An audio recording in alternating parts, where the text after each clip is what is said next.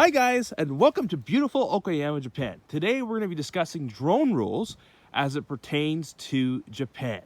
Okay, so let's run through some of the rules and regulations to safely fly your drone as a foreigner in the country of Japan.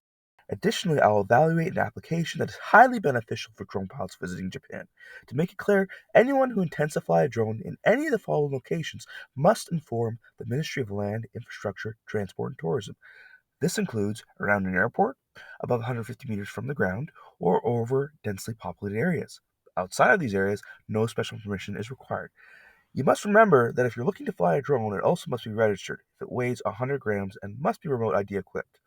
The process of notifying the Ministry of Land, Infrastructure, Transport, and Tourism generally takes around 10 days for successful registration.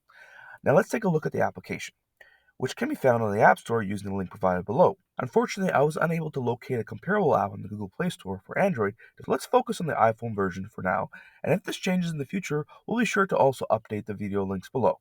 To begin, download and install the app. The red geofence areas signify highly populated areas characterized by its dense population. On the other hand, the yellow district is outlined by a black border and holds significant importance.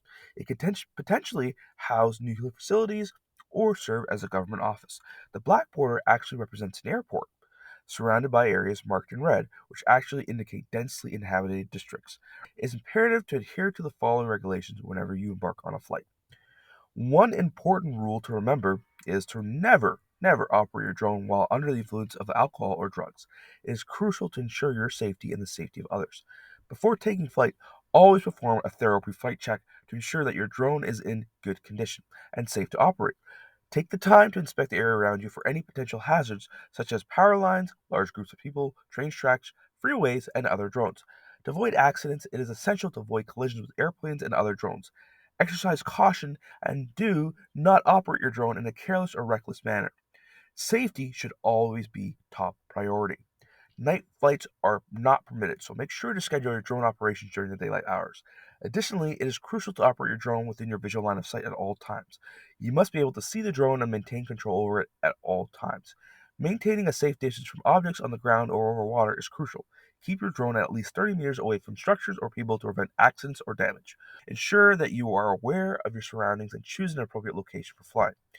It is important to note that carrying hazardous materials with your drone is strictly prohibited. This rule is in place to ensure the safety of everyone involved. All right, thank you very much for exploring the Japanese drone laws with me today. It's been an awesome day all around, and I would like to note off, please follow Japanese drone laws. This nation is fairly forgiving as long as you follow the rules. That's very important. One thing I didn't note out in the beginning of the video was that you must not fly near forest fire areas.